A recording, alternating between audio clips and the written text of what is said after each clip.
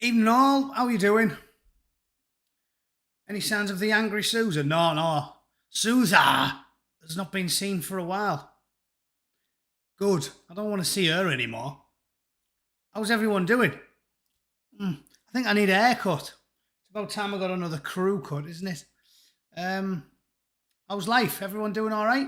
Friday night. Hello to the diehards who were in on a Friday night instead of going out on the piss. Jeff, Kate, Harold, Gander, Nialis, Matt Oliver, Davey Harris, Tommy Walker, Stewie Ray, how you doing? Dave Harris, Craig Hewitt, Sean Bush, Sean Wright, Professor Andy, Winston Smith, Harold Stewart, Mark McCoy, Slip, nice to see you again. Rathchild, Origami Pig, how you doing? Who else we got? John Hunter, JP's networking channel, Chile, now then, hope all's well up north of the wall. Whiskey Straight Al, all right, mate? Always nice to see you in. Stevie On, Gruppenführer. Still laugh at the name. Gruppenführer. Obergruppenführer. That's the rank, right? I remember that from The Simpsons. Corporal Clegg, Terry Wuckfit, Jeff Wedden, Ragnar, Tess Darcy, Davey Parker, Davey Lampard, Stephen Horn, Lee Evans, Danny Ashton, Danielle, nice to see you in again, love. How are you? Hope all's well down in the southwest. I'm going back to the southwest. Did I tell you? 8th of October, I'm down in Exmouth for the. It's the 22-year reunion, basically. If I joined up in November '99, and if you do your 22-year, you retire October 8th of October 2021. I've got one mate out of all of us, because obviously when you join up with about 70, you only end up with about 15 pass out. Out of all of us, I think he's the only bloke who did the full 22. So I'm going down to a reunion for his top table on the 8th of October. So yeah, you'll have to give me a shout, and I'll see you down there on the 8th. Or if I'm still standing, come the evening of the 8th. It's unlikely because it starts at 12:30, I think, at Commando Training Centre. So I'll be fucking ruined by 5 o'clock. And needless to say, I don't drink any better now than I did when I was 25. If anything, it's gone rapidly downhill. Yeah. I'll just leave it there. I don't want to start talking about any of my wheelie bin-based shenanigans. I'm from the southwest. Lots of bootnecks are, Matt. Or people, should I say. Lots of people are, right? You're not a bootneck. Poor old Exmouth. Yeah, it's fucking chaos down there. I remember meeting a bird in Sam's in Exmouth, and I got off with her, and then I went outside, and I said, are you going back to your house then? And she went, oh, we can't do that.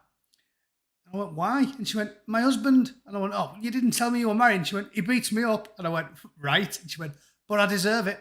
One time he broke my arm, and I deserve that as well. I was like, I'll see you later then. Bye. I don't know whether the plan was to get me to go back and kill him or something. It's a weird thing. That's sort of like a honey trap in reverse, that, isn't it? I think she was using a feminine guile to try and talk me into murdering her husband. But needless to say, I just backed away slowly and went for a kebab instead. Weird. Started reeling off the injuries and telling me she deserved them all. You don't have to... Oh, the Exeter girls, yeah, we like them. I swear to God this is true, right? I went there on course about 7 years after I joined up. And when I joined up in '99, there was 3 birds who used to go to the Turk's Head in Exeter. And the lads used to call them celebrity slappers because everyone in the entire fucking battery, that's because I've just read catterick in the chat, barracks. Everyone on the military base knew the names of them. And there was Predator because she had like a massive mouth, like. So we used to call one of them Predator, and then a mate looked a lot like her, and she was Predator too. And then there was another one called Grot Bags because she was like proper fat and had curly hair and one of those beauty spots on her face. So there was these 3 lasses, and I went back on course 7 years after I joined up. And bear in mind, I'm sure they were getting rinsed when in the mid-90s, when I was like doing my PRMC and stuff. I went back fucking years later, And for a laugh, even though most of the trained ranks, basically how it works is the recruits go out on the piss in Exeter and the trained ranks go out in Exmouth, so you don't have to mix with the people that you're needlessly thrashing. Because let me tell you, that makes sense, doesn't it? If you're getting mercilessly thrashed, tortured by these fuckers when you're a recruit, and then you've had 10 pints and you bump into him in a fucking nightclub, you may try and cripple him. That would be understandable at this point. So they segregate you. A bit like the lefties segregate themselves from white people now. Because that's progressive, isn't it? Segregating the universities. They've never tried that before, have they? Oh, we've never done that. Fucking hell. Going backwards, aren't we? But they segregate you, yeah. So the same birds were in there 7 years later. So I don't know how much cock they have had, but they have definitely seen more pricks than a second-hand dartboard. I do not believe... I mean, hats off to them. Hats off to them. If there was such a thing as a commando force where you've just got like 900 women on a base, and you know for a fact all of them are aged between about 17 and 35, and they're all physically extremely fit, I'd be fucking down there 7 days a week. I would be the naffy bloke, you know. That would be a dream job for a young man. So you can't have a go at the lasses for doing the same, can you? But yeah, she must have left a fucking snail trail everywhere she walked. Grot bags. So well done, grot bags. Patriotic Brit, how are you doing? So yeah, and then that's my spinning my dip for the day. The celebrity slappers. Right, should we do some fucking news or should we just talk shit? Does anyone ask me anything interesting in the chat today? Double baggers. I told you another fucking here's a one that'll make you laugh. A friend of mine, I'll just do the first names, what he was called Paul. Him and another lad, Graham, spit roasted a bird. This is fucking obscene, but this is what goes on in military base towns when you're young. Both of them got round a bird at the same time out the back of Butlers in Exeter. And about 2 years later, I bumped into Paul and I was like, all right, mate, how are you doing? And he was thick as thieves with this lad, Graham. I was like, how's life? Are you doing all right? And he said, fucking hell, I seen fucking the other day. I said, oh yeah. He said, he was walking down the street in Exeter and he was holding hands with that lass that we fucking roasted out the back of Butlers. And I was like, shit. He said, I think she's his missus now. So can you imagine that? Imagine if they're married and have kids and they ask him how they met. How did you meet Grandpa? Grandma? Well, son. It's like, I don't think you should tell them that. Or ask Grandad. How did you know that it was true love, Grandad? Well, when I looked across your grandma's back into my best mate's eyes, I knew it was love, kids. Unbelievable. Danielle's message retracted. That must have been obscene. Danielle, we don't want you bringing down this pleasant, civilised, polite chat with whatever obscenities you're trying to get through YouTube's filter. Do you prefer the UK or the USA? That's a good question. I think I'll address that one because I think there's a lot of misinformation on both sides of that argument. The British and the Americans both like to make it like they're the best, right? And they both have an issue with anyone being perceived to talk shit about the country. The Americans are definitely worse because I think our humour in the UK is a lot more self-depreciating. And I think that is because Britain is a class society. America is, and has always been, a society for the go-getters, right? It's if you willing to work hard, you can come over here and you can make a fortune. Our ancestors are the ones, I'm talking about born and raised in the UK. Our ancestors are the ones who said, don't fancy going over there. Sounds a bit risky. I'll just stay here. Hello, Shams, how are you? Our ancestors are the ones who went, fuck that, it sounds a bit risky. I'm not going over there. They're the ones who were like, oh, I'm working in a shoe shop. Fuck it. I'll stay here. It's not too bad. My ancestors, risk averse, right? It's built into the natural American psyche to be a go-getter, to be an entrepreneur. The ones who looked across the vast ocean and said, right, fuck this, I'm going to go over there and I'm going to make my fortune. They took the jump. So British naturally are, I think, more conservative in the mindset. We're more risk averse. We're more like, actually, I'm not doing too badly. I'll just stay here. So I think in a very real term, the Americans are a lot more into taking risks, being a go-getter, chasing your dreams. You know, my ancestors, fuck it, I'll be a cobbler, right? It's the way we are. And as a result of that, the Americans do have a very different sense of humour. Ricky Gervais has talked about it a lot, hasn't he? Saying, when the British say the Americans don't get sarcasm, that's not correct. The Americans do get sarcasm. They do use sarcasm. But the thing with the Americans is they don't use sarcasm all the fucking time. And it's because the British are naturally pessimistic and cynical. Because we have a class society. I mean, they really did get an immigrant, a poor middle class, working middle class bloke like Obama, who wasn't from old money. And he really did make the president. And that doesn't happen in England. They are always from fucking Eton.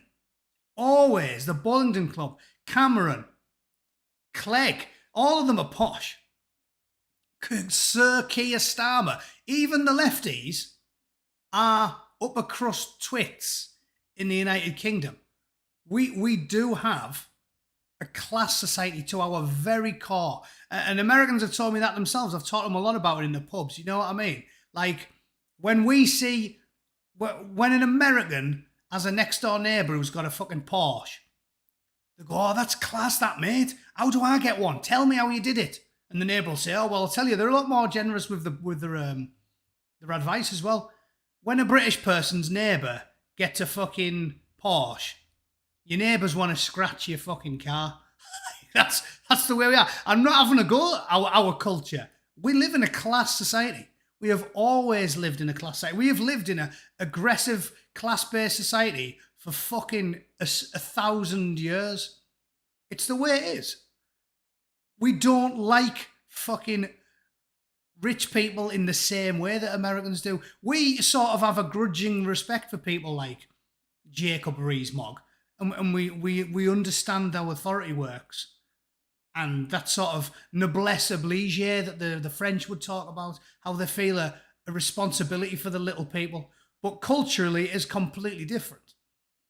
And we like an us and them mentality. It's why Ricky Hatton, famously, anyone who's ever hung around in Manchester, I've got a lot of mates from there. Ricky Hatton famously used to drive around in a piece of shit car, even though he was a millionaire and he was like a champion at the time. Because we get well gel, right? Ricky Hatton was rich as fuck. But everybody liked him because he used to drive around in a piece of shit car. Everyone was like, oh, there's Ricky Hatton, he's sound as fuck him. If he bought a Rolls Royce, everyone would go, what a cunt. I went to school with Jonathan Woodgate, a Borough lad, who played for England. He was fucking brilliant. He was a good mate of mine. He used to sleep at my house and that when we were in, 4th and 5th year at school. We were good pals. And as soon as he did well for himself, you would hear daft cunts in the town saying things like, oh, fucking, did you hear about Jonathan Woodgate setting a fucking homeless man's sleeping bag on fire? And it was like, that doesn't happen. I've heard that story about 500 different fucking rich people. That doesn't happen. We just make that up in England because we want to hate rich people. And again, I'm not criticising. I like British culture, and that's just one myriad aspect of it. I understand it and I get it. We don't like fucking rich people. Because we're trained. It's us versus them. And it's so pervasive in the UK, as we remember, that it even extends way beyond that. It extends to every aspect of your life. Because racism, which is historically a massive problem in the United States, is almost non-existent in the UK by comparison. And the numbers from the BBC have proved that we even do that by class, right? We don't see colour, we see class. Because if you're poor and black in the UK, you get more opportunities than the poor white working class. The numbers are phenomenal. Is it 59% on free school meals? I've Googled the story loads of times, so I'll have a quick look. But It proves it's a demonstrable, incontrovertible, black and white metric that proves the UK is a class society. Let me see. I'll just try and find it with my noisy fucking electronic keyboard. Here we are. Poorer white students let down and neglected. There we go. So this is the BBC. Right, fuck off. I'm not registering. I hate you. I hate you. I feel guilty forever having paid the TV licence, you commie bastards. Leave me alone. So this is the official numbers, right? It's on the BBC. It's a lefty fucking website. They're from the Education Select Committee. And it says, yeah, this is the step I always parrot because it's incontrovertible. Poverty isn't about ethnicity in the UK. It's about class, like everything else. At GCSE, white British pupils do worse than everybody else. And for university entry, 16% of white British pupils on free meals get places, compared with 59% of black Africans. 59%. And that statistic is only dragged up a bit because of white working class girls. If you're a boy, because I think it's 60-40 now, if you're a white working class boy, maybe it's less than 10%. Maybe 7% of them get to go to university. It's that bad. Maybe 7% of them get to go to university, compared with fucking 25% of black African students. So it's incontrovertible. Every aspect of the UK is a class-based society. It destroys everything else. It comes across religion, colour, creed, gender, anything. It's fucking class. If you're poor working class scum in a sink estate in England, you are in the shit. Doesn't matter what you look like. And, well, this is a lengthy tirade to a simple question, isn't it? Well, you don't follow me for brevity, do you? You don't follow me for short, concise sentences. So, this all bleeds into the American sense of humour. They do understand irony, but it isn't every single thing they say all the time. To take the piss out of everybody else because you're naturally pessimistic and cynical because you live in a trod upon society. So America and Britain are different in plenty of ways. The humour is an obvious one. You have more freedom of speech in America. You can say what you like, defended by the Constitution. First and Second Amendment rights. That's written down, and I think the UK needs an English constitution, written down as a result of recent years. But I will say in defence of the UK, and this is where I told you it gets complicated, the UK is freer in America than America in a lot of ways. Like, yes, I've got a fucking hand cannon in my bedroom. Yeah, my bedside cabinet looks like James Bond's. I've got 2 passports, a shitload of guns and ammunition, and a fucking big commando dagger. So you've got more freedom with regards to First and Second Amendment stuff, but there's other ways that the UK is more free than America. You can't get a parking ticket for walking across the street. I got a bollocking in Pasadena only about a year or 2 ago because I jogged across the fucking street and a copper seen me and went, wow, and flashed me because I crossed the street away from a crosswalk. And so jaywalking is a fucking weird thing they have in America. So you don't feel very free when you're getting a bollocking off the police for crossing the fucking street where you like. There's bookies everywhere in the UK. When I want to get a bet on out here, I have to sign into a VPN, log in as a British location, and then go on to Betfair. Because putting a bet on in America is absolute fucking chore. It's hard work. So there's another one. Cross the street where you like, gamble wherever you want, go on the piss wherever you like. There's loads of good shit that you can do in England where you're a lot more free than America. So it's not a simplistic metric to just ask what's better, Britain or America. I think ultimately it's complicated. I know that's a very fence-sitting answer, isn't it? It's complicated, and it depends about what you're talking about. So which do I prefer? I wouldn't say I prefer either of them. I think it depends what specific issue you're talking about. In England, I prefer the sense of humour because I was born and raised there. So miserable, cynical, pessimistic fucking whinging with humour is the way that I like it. I don't like the wacky, zany American style stuff. So I prefer the crack in the boozer. I much prefer the pubs. The beer's better. And I like to gamble and generally live in debauchery and fun. So there's a lot of ways that I think Britain's a lot more free and it agrees with my way of life. America, I like the freedom of speech, guaranteed. I like the right to bear arms. I like the weather. I like the food. I like the people. They're all much more chirpy and friendly. So it's 6 and 2 threes. Depends what you're talking about. For a hard-living northern lad, there's a lot to like in England. Gambling, boozing, generally being a bit of a cunt. You don't worry about someone shooting you in the face if you have a robust argument or a bit of fisticuffs outside of a boozer. Although then I'd have a lot less chipped teeth if I didn't get punched in the face so regularly. And in England, I do get punched in the face quite regularly. When you're naturally quite argumentative, you get chinned a lot. So there is that. Depends on what you're talking about. There's your nice long answer for which I prefer. Depending upon your personality, you might prefer America or you might prefer the UK. It's not a zero-sum game. There isn't a simple argument. It depends on what you're into. But I like both because I'm a complicated person. Right, there's a lengthy fucking answer to a short question. Sorry, I'll try and find another one. Shop's closing soon, Boot. Sorry, Shams. Listen on your phone. I went to school with Karens. Yeah, you did. Plenty of them, I'm sure.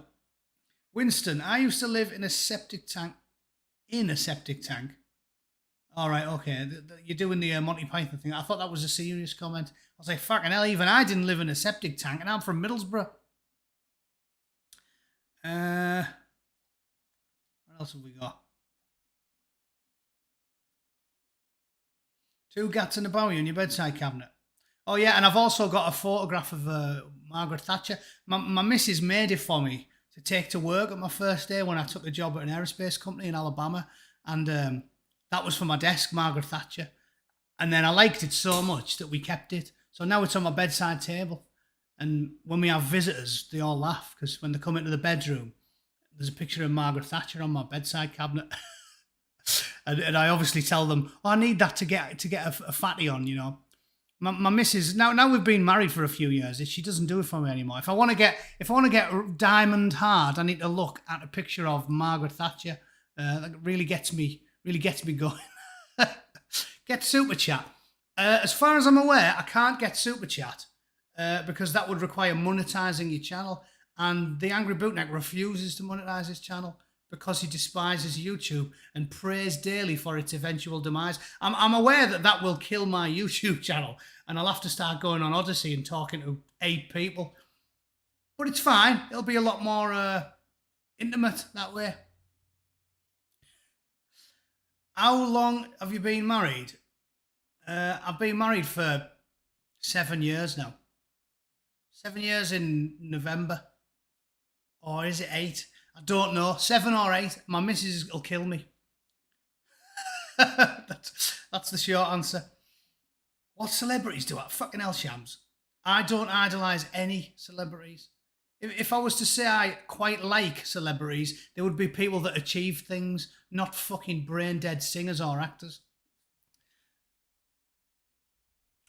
How do you think we should do against China? China's a fucking hard one, isn't it? It genuinely is. We can't have a war with China. Even though the Yanks would probably win it because we've spent so much money on military hardware in the last 50 years. We've got enough shit to wipe them off the face of the earth. Like, people still think the Chinese would win that. And it's like, the military spending by country is staggering. Staggering. Like, I don't think people realise how much the Americans have spent on the military in the last 50 years. Let's try that. But basically, about half of the entire world is the United States. So, yeah, there we go. There's one.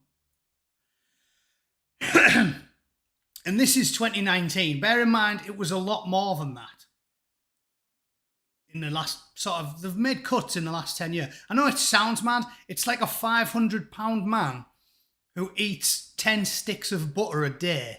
If he then starts eating 9 sticks of butter a day, he hasn't gone on a fucking diet, has he?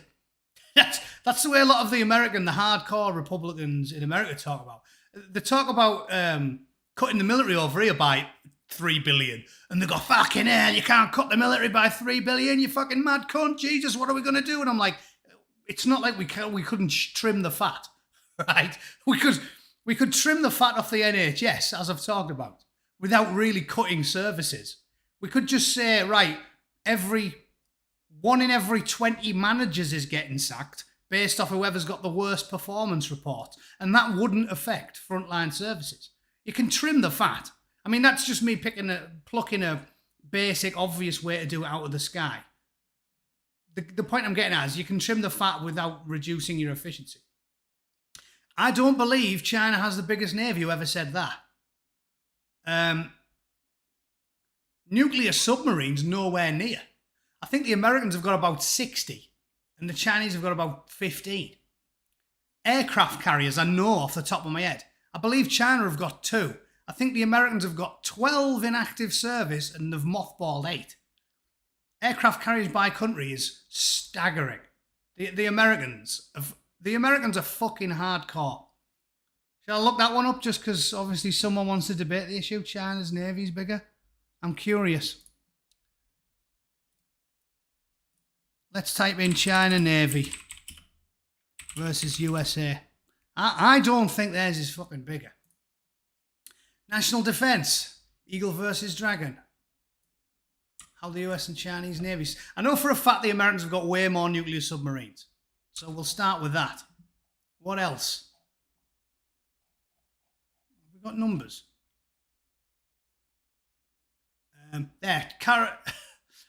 China currently only has 2 aircraft carriers. The Liaoning entered service in 2012, and they've got another one. The United States has got fucking loads of them. They've got nuclear ones, which are comparatively better endurance than conventionally powered ships, and have full load displacements of about 100,000 tons. A third Chinese carrier is under construction, so they're nowhere near us. Like, basically, conventional warfare, the Americans would still kick the Chinese's ass, is the short version. I might be wrong maybe about cruisers, destroyers, or whatever, but as it currently stands, the American, due to 50 years of bloated expenditure like that, the Chinese can't easily catch up. Even though the Chinese are now spending a lot more, there's 261 billion there. We've been spending like a fucking drunk sailor in Vegas for 50 years. So the Chinese can't easily twat the Americans. That's hyperbole from the right because they want to spend more and more money on the military. And me, ever the centrist, reasonable chap, which does surprise a lot of people because I'm a military man, I would be happy with trimming the fat on the American military. I don't think that every single year we need to be spending more money on the American military. I don't. It's fucking big enough. We spend enough money on the American military. We don't need to be adding a couple of percentage points every year to the fucking US military. Trim the fat, sack all the fat losers, make the fucking physical test difficult again because the American military is getting woke and it's a joke, right? I'm 41 years old, right, and I could pass the entrance requirements easily for most of the US military. I still think I could pass the SEALs one. It's basically like a PRMC. And I went running this morning and I can still run an 8-minute mile. Did 3 miles in like 24 minutes. Slightly over because I'm getting fat. But when I can do more physical fucking fitness jerks than 90% of the 20-year-olds joining the US military, something's seriously wrong. So they need to fucking fix it. I'm not wedded to the United States having a colossal military budget, and I think we could twat the Chinese. But to answer the question, that's a difficult one. The Chinese have an extremely powerful, well-funded, and colossal military. Just because we could beat them doesn't mean it wouldn't be fucking catastrophic for everybody involved. I'm Fit Bootneck. Yes, thank you very much, Kate. You're biased. You're biased, Kate. You're a moderator on my channel. But thanks very much. it's not an easy question to answer, because what you have to ask yourself is a Cold War, protracted Cold War, more dangerous to us and more costly than an actual conventional war? I agree that the United States and the United Kingdom need to accept what is obvious, and the elites don't want to see it, because Joe Biden, funny old thing, I lined that story up, I was going to talk about it. Joe Biden, as we all know, is tied to China. They own him body and soul. The Chinese own Joe Biden. So, yes, we need to change our approach and accept the fact that the Chinese are actively engaged in warfare against us. It might not be a shooty war, but it is a war. They're stealing our technology, they're hacking us aggressively, they're stealing our civilian intellectual property as well as our military hardware. They're financially impacting us. The China virus is obviously a thing. Whether or not they leaked it on purpose is fucking yet to be known. But the Chinese are fucking us. And just because our elites don't want to accept the fact that they're fucking us, doesn't mean it ain't happening. The decision needs to be, how do we handle it? I would simply handle it by more aggressively meeting them in kind. Trump was doing what we could have done. Trump was doing I advocate the Trump approach. Harsh, strict, don't let them bully you. Meet them for kind. If they hack us, we hack them. If they take the piss out of us, we take the piss out of them. If they steal some of our shit, we steal some of their shit. You don't let a bully, you never bow down for a bully. Peace via superior firepower. Placating the Chinese for 30 years is a failed policy. We know it's failed. We know it doesn't work. We need to get tough with them. Do I advocate twatting them in a fucking shooting war? No. But we need to get tough with China, just like Trump was going to do. We can economically fucking ruin them. Bring the manufacturing home. Bring especially medicinal manufacturing. Fuck them. We need to put the Chinese in the hurt locker. That's my fucking approach. Go back to Trumpism when you want to deal with China and call their bluff. They know they can't twat us in a war, so fuck them. Call the bluff. Same with the EU and the Brexit negotiations. You can't fucking negotiate when you're in a position of weakness. The Chinese can't twat us in a war. We know it. Yeah, we couldn't easily twat them. But if you have to pick one side in that argument, it's the Americans. We send our manufacturing to China voluntarily. We allow them to make the shit that we buy. If we put them in the hurt locker economically and say, right, fuck yous, we're putting a 25% tax on anything that comes in from China. You hack us, we hack you. You've got a hacking fucking squad. We're going to build one twice as big. We've got more money, more tech. We've got Silicon Valley. We own your fucking manufacturing base. We owe you a shitload of money and we're not paying you back, you cheeky cunts. We could fuck the Chinese. Or we need to go back to Trumpism and show the Chinese what's what. Right? Fuck them. What else? Who's my favourite YouTuber? That's you, Shams. No, I'd be lying if I said that, Shams. You're basically a female version of me. I like intellectual YouTubers. Not me. My favourite YouTuber is Voltaire's Ghost. I like Paz and Rotten Politics and We Got a Problem, but again, all of them are more like me, really, like taking the piss. I like the clever people.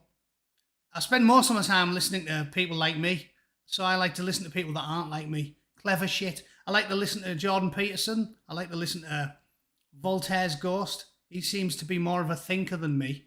I like to listen to podcasts on Spotify. Brett Weinstein, before they threw him off YouTube. I like Brett Weinstein. I really like his voice as well. In fact, yeah, if I had to pick one, I'd probably say Brett Weinstein. He's fucking great. He's clever, he's reasonable, he's honest. He doesn't seem to tell lies. Yeah, I like the cleverer ones. That's how I'm naturally good at talking shit. I like to keep on top of things by watching smarter people than me when I'm relaxing on YouTube. Alex Belfield, I don't like. He's irritating and ginger. I mean, I watch him every now and then, but he's smug and ginger. You can tell he worked for the fucking BBC. I don't like the ones who I feel have switched for, what would you say, self-interest. And I'm sure I'm going to piss off some of you guys in the chat here. I watched Spiked. but I'm not a massive fan of them. I watch Trigonometry, but I'm not a massive fan of them because I think those guys are all, but for the outrageous tyranny of the Remainers and the BBC in the last 4 or 5 years, I feel like they'd be on the opposite side of me. The trigonometry lads clearly are centre-left Remainers that have found a cash cow and jumped on it. But I don't believe that if it wasn't for the shocking behaviour of the left, I don't believe they'd be on my side of the aisle. I think they'd be fucking, well, they both voted Remain. So yeah, I'm not a massive fan of them. I do watch Trigonometry when they interview someone who I like. And I do think Constantine's pretty funny, but politically I think he's quite far away from me. Who else? Alex Bellend. Yeah, I watch Alex Bellend every now and then, but not a big fan. If I'm going to watch people ranting and kicking off like me, I just like Paz and Rotten Politics, and we got a problem. Sargon I like, again, he's good, but he's not on YouTube anymore, is he? I do watch the Lotus Eaters podcast. I'll do one more, seeing as it's Whiskey Straight. You like intellectual YouTubers, that's you. No, but I like to drink vicariously through you all. That's fine.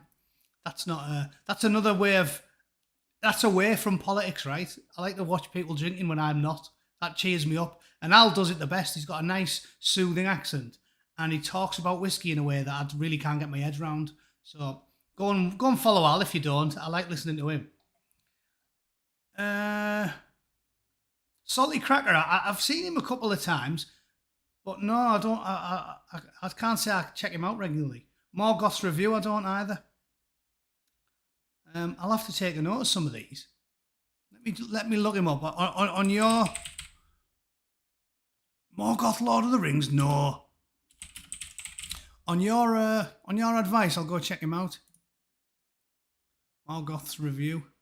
I'll tell you what, I'll just bookmark that page so I don't forget. I'll check him out.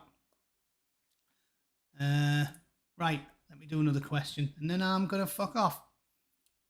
The Hodge twins, are they those two big buff fucking mixed race fellas who are normal and reasonable, and everybody calls them Hitler? I think I know who they are. Michael Malice, right? Michael Malice. I watched Michael Malice through Jordan Peterson, and then I watched a couple of his videos.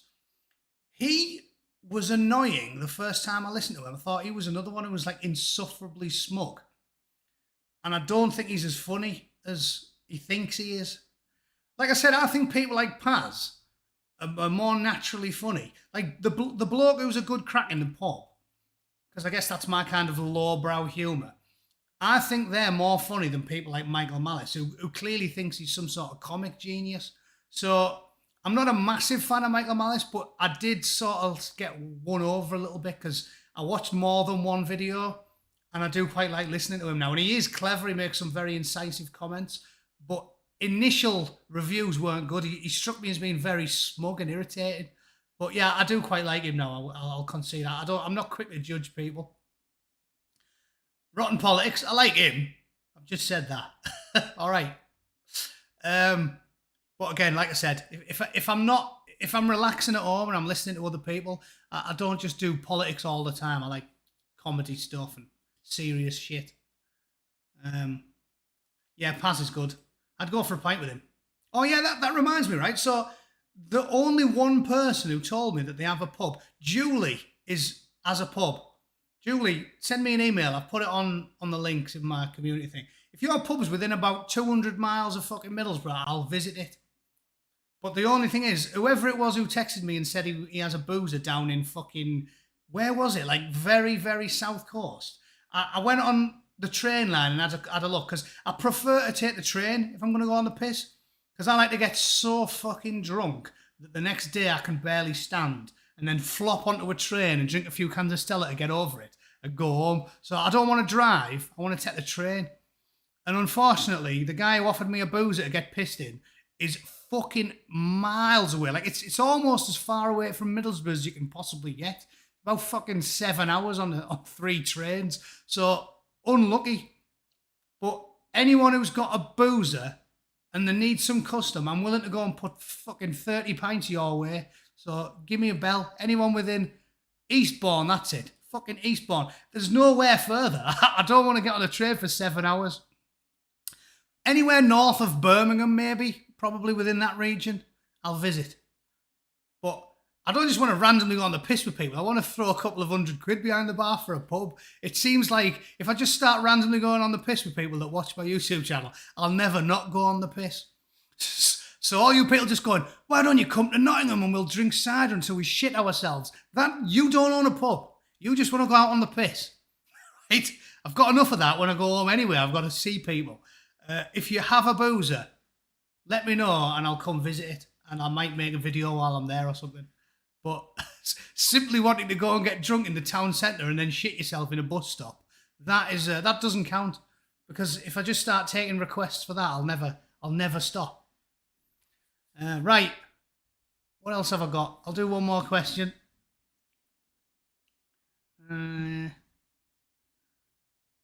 Salty Cracker, yeah, I will check him out. I'm sure I've watched him once or twice.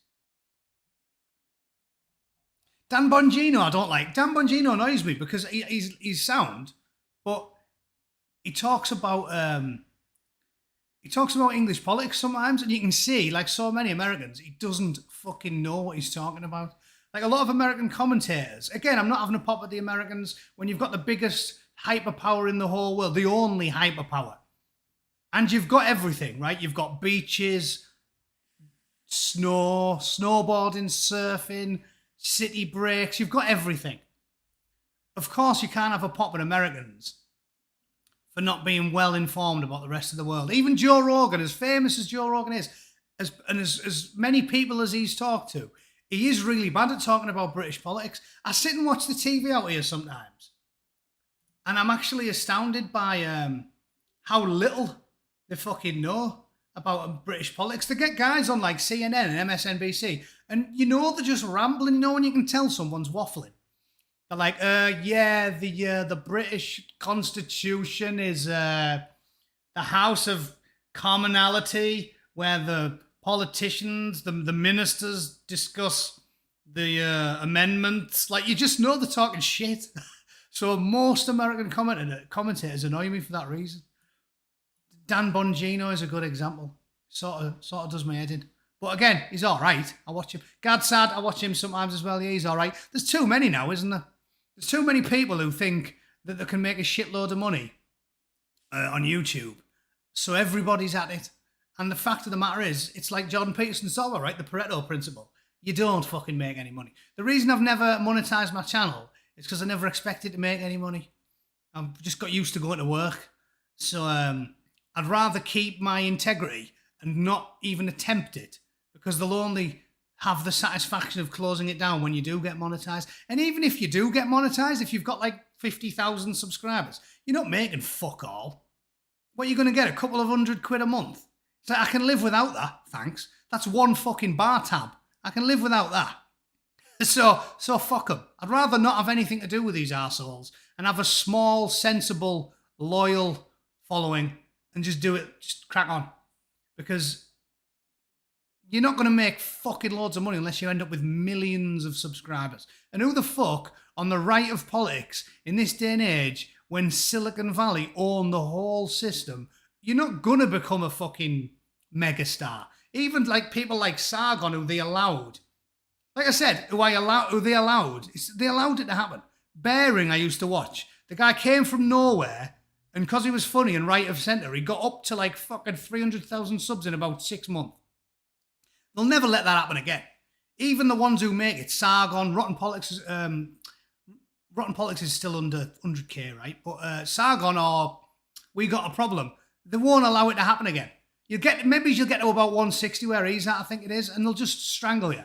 They don't show people your fucking stuff. They don't send anybody your fucking notifications. Count Dankula only managed it because he had nationwide multimedia fucking appeal due to the overbearing Scottish government taking the piss out of him.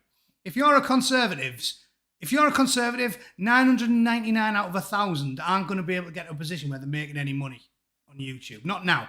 They've stitched it up. They've let her through, trickle through, Crowder and the like, and they have to keep them around so they can keep going in court and lying through the fucking teeth and going, we aren't against the Conservatives. We let Stephen Crowder have a YouTube channel. Yeah, but you take the piss out of the 99%.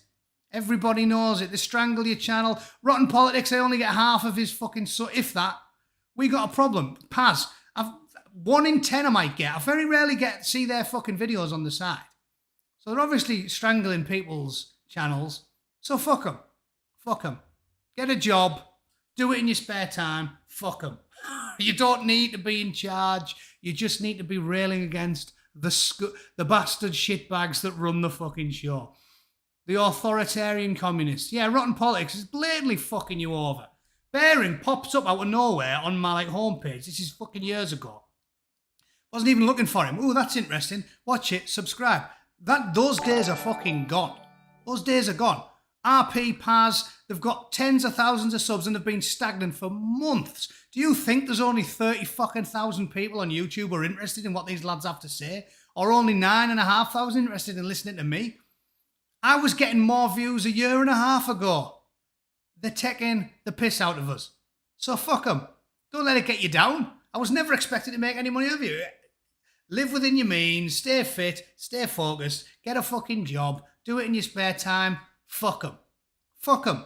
When you're Conservative, you don't need much money anyway. What do I do? What do I need money for? I've got fucking plenty. I don't do anything with it. I don't like jewels. I don't like cars. I don't like fashion. All I do is eat, sleep, go to the gym and get pissed every now and then. I mean, it's fucking cheap.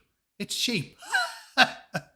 So fuck them. It's good being a Conservative. You're in charge of your own destiny. You don't need to rely on anybody else. You don't need to shill for advertisers. You don't need to do anything for Susan.